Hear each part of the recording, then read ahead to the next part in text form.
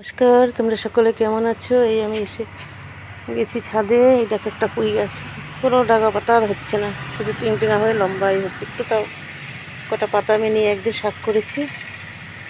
আর এই একটা লঙ্কা গাছ, এই তুলসী গাছ, এই একটা বেগুন গাছ, এখানে আরেকটা বিলেতি ধনে গাছ আছে। আর এই বেগুন গাছে এই একটা ফুল এসেছে, এই একটা ফুল এসেছে। আর এই দুর্বা গাছটা আমি এইরকম একটা ডাল এনে এই টবটাতে এমনি রেখে দিয়েছি। এ দেখো কত হয়েছে, অনেক এর আগে একদিন অনেকটা ছেটে ফেলে দিয়েছি। আর এই এখন দেখো অনেকটা ডাল আছে।